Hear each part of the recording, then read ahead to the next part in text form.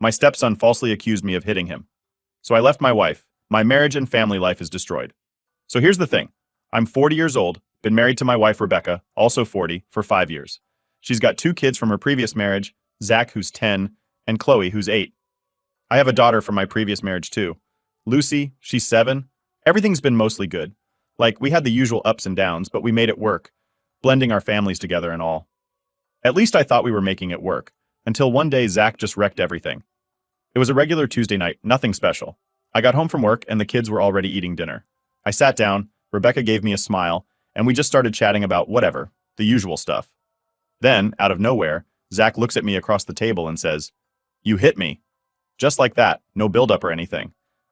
At first I thought it was some weird joke. Like, kids say dumb stuff all the time, right?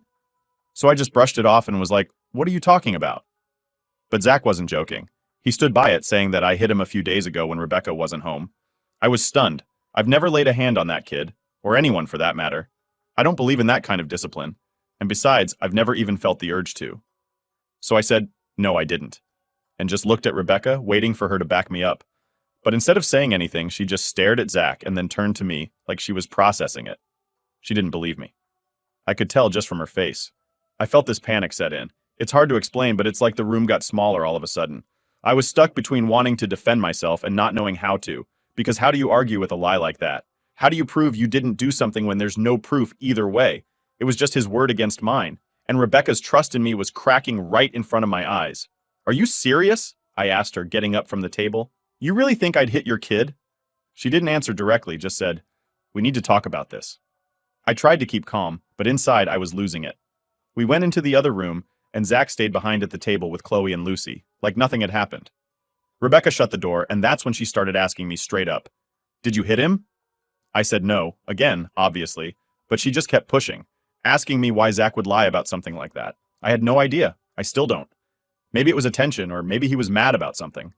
All I knew was that I didn't do what he was accusing me of, and yet Rebecca didn't believe me. The more we went back and forth, the more defensive I got, and it just made things worse. She was in full-on mama bear mode, like I was the enemy now. Finally, I just snapped. "I'm not staying here if you think I'm some kind of abuser, Rebecca. I'm not risking my life, or my daughter's life over this." I stormed out of the house, not even knowing where I was going. I just needed air. I called my best friend Dan. I was pacing up and down the street, trying to make sense of everything. Dan's the kind of guy who doesn't sugarcoat stuff, and he wasn't having any of it.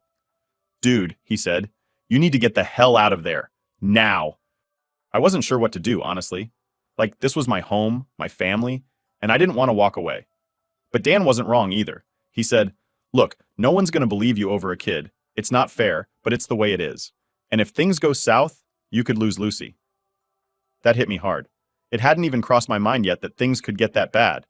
But once Dan said it, I couldn't stop thinking about it. What if it escalated? What if Zach doubled down and said something worse? Or Rebecca went to the police?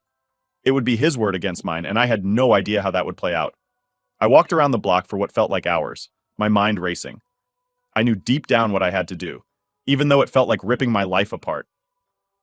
Eventually, I went back to the house. Rebecca was still sitting in the living room, and Zach had gone to bed.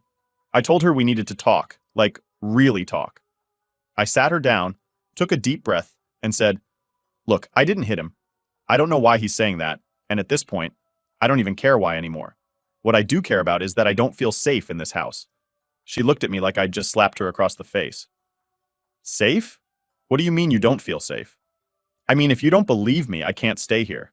If you're already on his side, how long until something worse happens? What if Zach says something else? Something that could ruin my life or take Lucy away from me?" I could feel my voice shaking. "I can't risk it." Rebecca just sat there, silent. I think she knew I was right, but she didn't want to admit it. I tried to stay calm, but inside I was a mess. I told her I understood why she was protecting her son, and I didn't blame her for that. But I wasn't going to stick around and wait for the next accusation to happen. The last thing I wanted was to be near someone who could turn on me at any moment. I packed a bag for me and Lucy. Rebecca didn't stop me, didn't even say anything. I think she was still in shock, honestly. As I walked out the door, I told her, "We can talk later, but for now, I need space. I need you to only contact me through text, no calls." She just nodded. I left without looking back. That night, Lucy and I stayed at my parents' place. I didn't tell Lucy the full story, just said we were visiting Grandma and Grandpa for a little while. I didn't sleep that night. Couldn't. My mind kept replaying the conversation over and over, wondering how we got here. How did a kid's lie destroy everything? It was like I could already see the road ahead, and it didn't look good. Things were never going to be the same. After leaving, things got really quiet. Rebecca and I barely spoke for the first few days. It's like we were both walking on eggshells. I'd hear my phone buzz with a message from her, and my stomach would drop every time, wondering what kind of crap she was going to throw at me now. But to be honest, the texts weren't anything like I expected. At first, Rebecca was all over the place. I don't blame her. I mean, one second she was pissed, then she was apologizing, and then she'd send me a wall of text asking to meet and talk things out. It was exhausting. I'd read her messages, but most of the time I didn't respond right away. I didn't know what to say. What was the point of talking in circles if she wasn't going to believe me? The weirdest thing, though, was how quickly she went from blaming me to blaming herself. It was like a switch flipped. One minute, she was saying, "I'm just trying to protect my son." And the next, it was, "Maybe I overreacted. Maybe I didn't think it through." But by then, the damage was already done. Honestly, I don't think she even knew what she wanted. Part of her was probably thinking she could smooth it over, act like things could go back to normal if we just talked. But there was no going back. Not after she looked me in the eyes and doubted me like that. The problem is, once you cross that line, you can't just uncross it. Those first few weeks after I left were brutal. I was stuck between trying to protect myself and wondering if I was doing the right thing by walking away. I missed Rebecca, sure, but every time I thought about her, I saw that moment in my head when she sided with Zach without even hearing me out. It was like this tape playing over and over in my brain, and I couldn't turn it off. Lucy adjusted way better than I thought she would. She didn't ask a lot of questions, which I was thankful for. I just told her we were staying with Grandma and Grandpa for a while, and she accepted it. Kids are way more resilient than we give them credit for. I tried to keep things as normal as possible for her. We'd go to the park, play games, keep up with her schoolwork. I wanted her life to feel steady, even though mine was unraveling. Meanwhile, Rebecca's texts kept coming in, and they started getting desperate. She was saying things like, "I miss you," and "We can fix this." But how do you fix something like that? How do you just move past the fact that she was willing to believe her son's lie without even blinking? I told her the same thing every time. I'm not coming back until I know it's safe for me and Lucy. That was the bottom line. No matter how much I missed her, I couldn't risk everything on her just deciding to trust me again. That kind of trust doesn't just snap back like a rubber band. The moment everything shifted.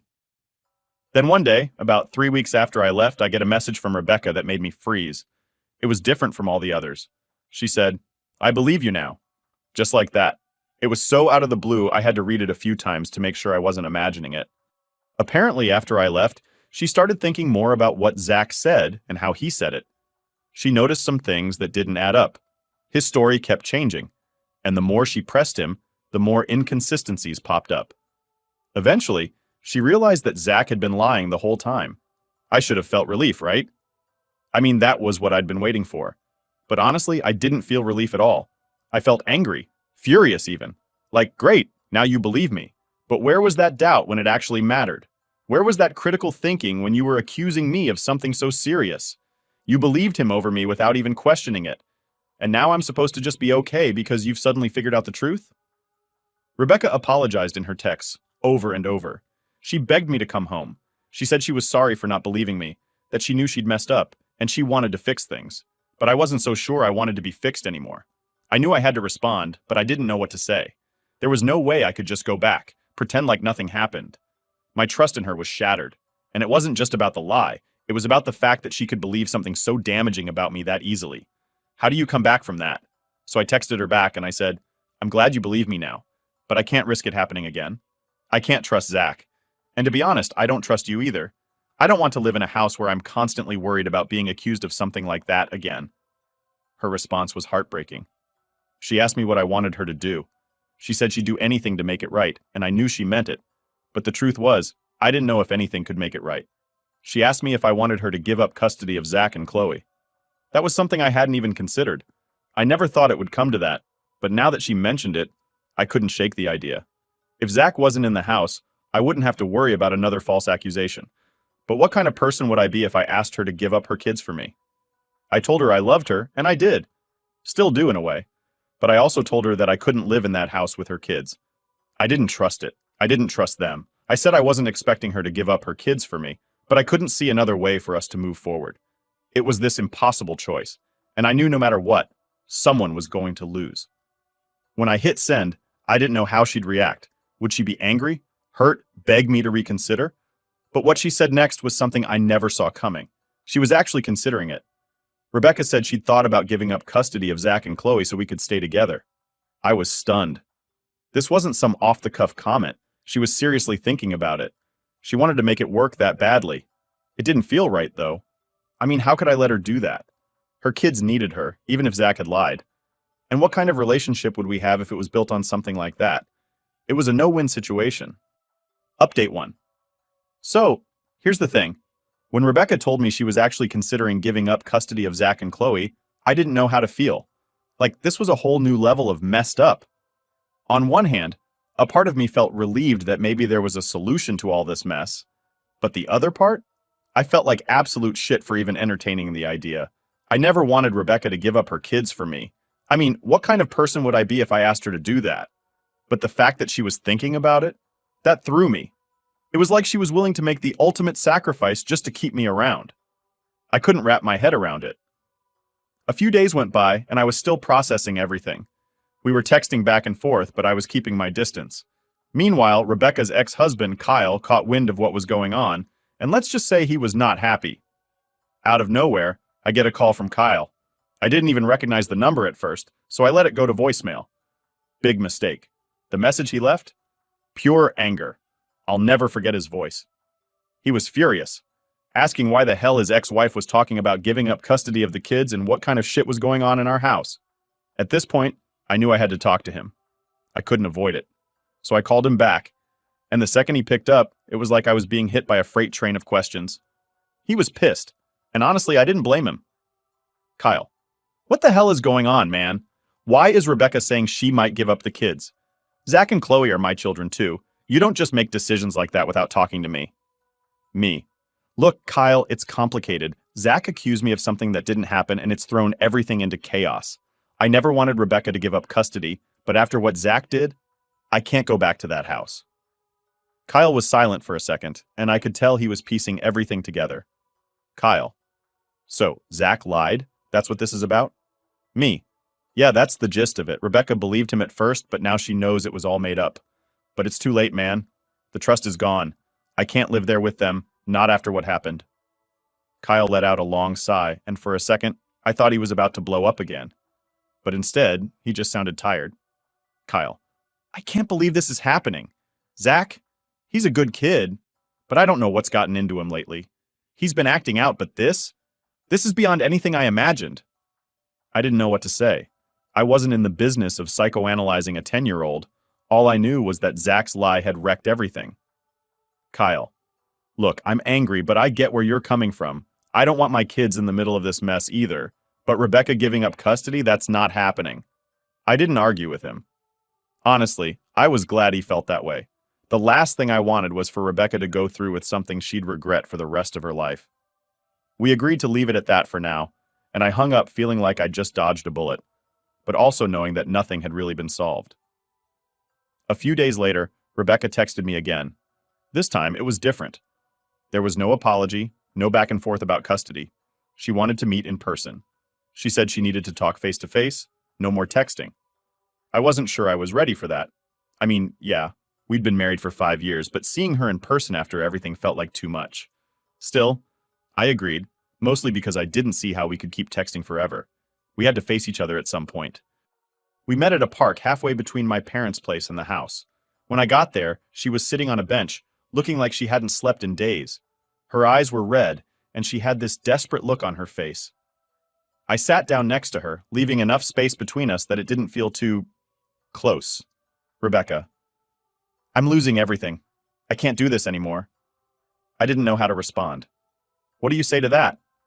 I felt like I'd already lost everything too. Me. I'm sorry, Rebecca. I didn't want it to be like this. She just shook her head and looked away, tears starting to well up in her eyes. Rebecca. I can't believe my own son lied like that. I can't even look at him right now. He's staying with Kyle full time, and I don't even know when I'll see him again. There it was, the raw truth. Rebecca was falling apart, and Zach had wrecked not only my life but hers too.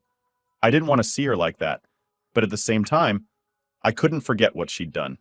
She had doubted me when I needed her trust the most. Me. Look, I don't know what to say.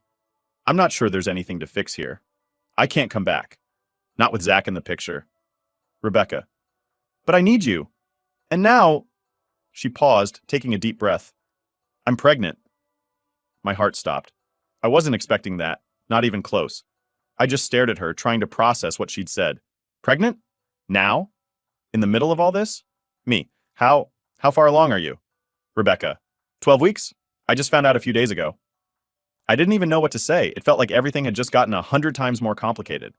Rebecca. I'm scared, okay? I don't want to go through this alone. I'm sorry for everything, for not believing you, for all of it, but please don't leave me now. I could see the panic in her eyes, and for a second, I felt guilty. Like maybe I was abandoning her. But then I remembered everything we'd been through, everything Zach's lie had done. This wasn't just about her anymore. It was about protecting Lucy and myself, too. Me. I'm sorry, but I can't do this. I can't come back and pretend everything's fine just because you're pregnant. We're still getting a divorce. Rebecca's face crumpled, and for the first time in a long time, I saw her break down completely. She cried, and I just sat there, watching her. There was nothing else I could do. I felt like the worst person in the world, but I knew I had to stand my ground. After that, we sat in silence for a while. I didn't know what else to say, and she didn't either. Eventually, I stood up and told her I had to go. She didn't try to stop me. I think she knew that things were beyond fixing. As I walked back to my car, I felt like something inside me had finally snapped. This was it.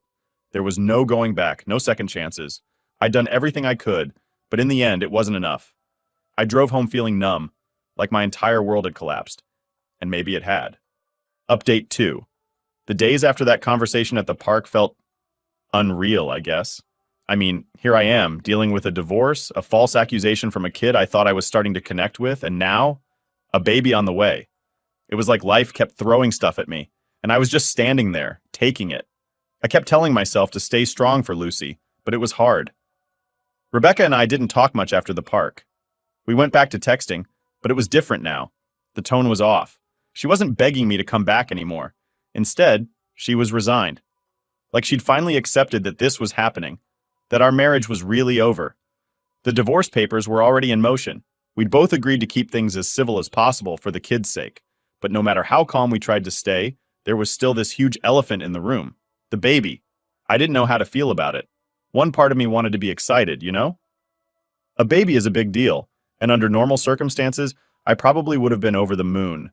But these weren't normal circumstances. Not even close.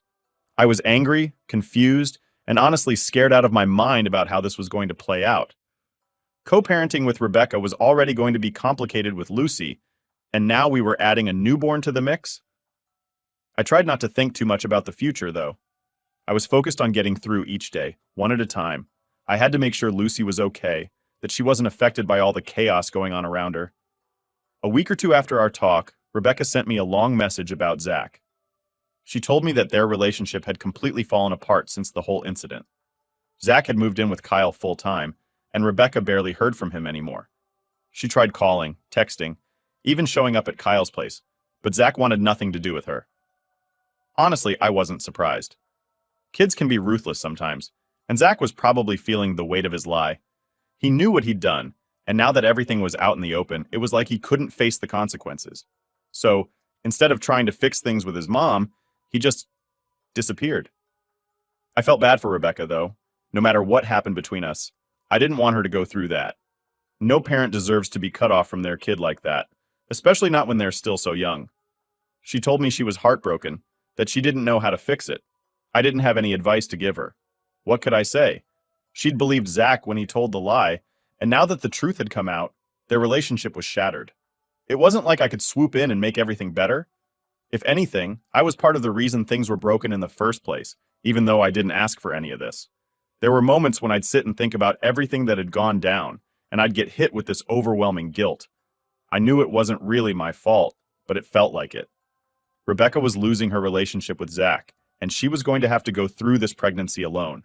She had to deal with a divorce, raising Chloe, and managing a broken relationship with her son, all at the same time. I kept replaying that moment in the park, when she told me she was pregnant, how scared she looked. And now, here I was, living at my parents' place with Lucy, and Rebecca was left to pick up the pieces. It was hard not to feel responsible for some of it, even though I knew it was Zach's lie that started all of this. But that's the thing about guilt. It doesn't care about logic. I didn't reach out to Rebecca to talk about it, though. I kept my distance. I figured the less we talked, the easier it would be to get through the divorce and move on. But that didn't stop the guilt from creeping in, especially at night when I was alone with my thoughts. After a few more weeks, things started to settle down a bit. The legal stuff was moving along, and Rebecca and I had come to an agreement about Lucy. We'd share custody, and I'd make sure to stay involved as much as possible. It wasn't the perfect setup, but it was better than nothing. Rebecca was still struggling with Zach, though. She'd tried to reach out again, but Kyle wasn't having it. He was still pissed about the whole custody conversation, and I couldn't blame him. If the roles were reversed, I would have been just as angry. Rebecca told me she hadn't seen Zach in over a month. He was ghosting her, and she didn't know how to handle it. She even tried talking to Chloe about it, but that just made things worse. Chloe was confused and upset about everything, and she didn't want to be stuck in the middle. The whole family dynamic had completely fallen apart. I didn't know how to help. I wasn't in a position to offer advice or be there for Rebecca in the way I used to. I had to focus on Lucy, on building a stable life for the two of us. But still, hearing Rebecca's messages, it was like a punch to the gut. I could hear the pain in her words, and I hated that I couldn't do anything about it. Rebecca's pregnancy continued to be the big, looming thing in the background. Every few days, she'd update me on how she was feeling, how the baby was doing. It was weird, knowing that I was going to be a dad again, but not being part of the process like I was with Lucy. I wasn't going to be there for the doctor's appointments, the ultrasounds, or even the birth. It felt disconnected, like I was watching it all from the outside. We talked a little about how we'd handle things once the baby was born. Co-parenting was going to be tricky, especially since we'd be living apart. But we agreed that we'd figure it out as we went. We didn't have much of a choice. Rebecca said she'd do everything she could to make sure Zach didn't cause any more problems. But even with that promise, I couldn't shake the feeling that it was too little, too late. The damage had already been done. I guess looking back, this whole thing feels like a slow-motion train wreck. I didn't want any of this to happen, but once it started, there was no stopping it. One lie from Zach, and my entire life flipped upside down. Now here I am, trying to pick up the pieces and figure out what comes next. Rebecca's about to give birth to a baby we'll have to co-parent while we go through a divorce. Zach is barely in the picture, and Lucy is the only thing keeping me grounded. All I can do is keep moving forward and hope that, someday, things get better. Update 3. The day I officially got the divorce papers in my hand was the weirdest feeling. I'd been expecting it, waiting for it, but when it actually arrived, I just stared at the envelope for a while. I wasn't even sure why it hit me so hard. It wasn't like it was a surprise. Rebecca and I had both agreed this was where we were headed. Still, it felt like the final nail in the coffin of a life I thought I'd be living for a lot longer. I didn't open the envelope right away. I just left it on the kitchen counter and went about my day trying to distract myself with Lucy. She's so intuitive, that kid. She could sense something was up, even though I was putting on my best everything's fine act. She kept asking me if we were still going to the park later, like she was testing to see if the plan was still on. I promised her we'd go, no matter what. It's moments like that when you realize how much kids pick up on, even when you think you're hiding things well. She didn't know about the divorce yet, not the full picture anyway. I told her that her mom and I weren't going to live together anymore, but explaining the why of it all, I wasn't sure how to do that without dumping adult problems on her. She didn't need to know the specifics. She just needed to know I was there for her no matter what. Rebecca's struggles. Meanwhile, Rebecca was in her own world of chaos. She was dealing with the final stages of pregnancy, the divorce, and trying to fix her relationship with Zach. I'd hear bits and pieces from her through texts, mostly about how difficult it had become to even get Zach to respond to her. He was still living full-time with Kyle, and from what she told me, he was barely talking to her. I didn't say much when she'd vent about it. I mean, what could I say? It wasn't like I could swoop in and fix that relationship for her. Zach had made his choices, and Rebecca was dealing with the fallout. I felt for her, honestly. I might have been pissed at her for how everything went down between us, but no parent deserves to lose their relationship with their kid. And from what I could see, Zach wasn't budging. There were even a couple of times when Rebecca hinted that maybe I could talk to Zach, try to help patch things up. But that was a non-starter for me. I told her straight up, that's between you and him. I can't get involved. I didn't want to make things worse by sticking my nose into that mess. Zach had already made his feelings clear about me, and I wasn't about to jump into that fire again. When Rebecca's due date finally came around, I wasn't there. That was the hardest part. With Lucy, I was at the hospital, right by Rebecca's side, holding her hand the whole way through. This time, I was sitting at my parents' place, waiting for a text to let me know it was over. I'll never forget that feeling, knowing that my child was being born, but I wasn't there. I kept pacing around the house, checking my phone every 5 minutes, waiting for an update. Finally, around 3 a.m., I got the message. He's here. It was a boy, my son.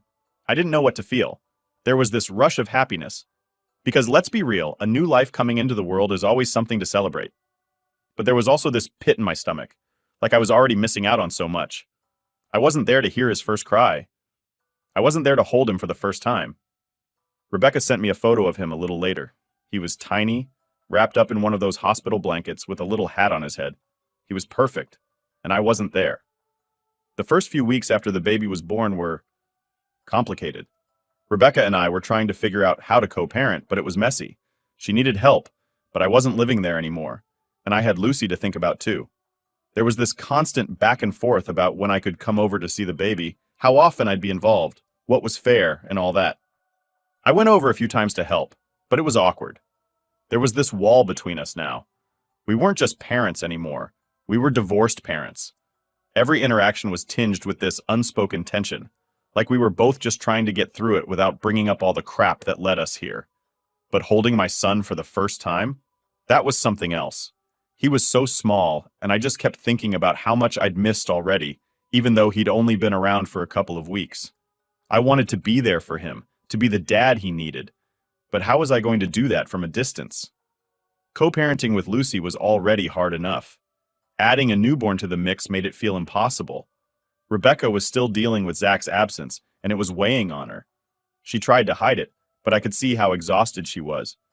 She'd talk about how she didn't know how to juggle everything, being a mom to Chloe, raising a newborn, and trying to fix things with Zach.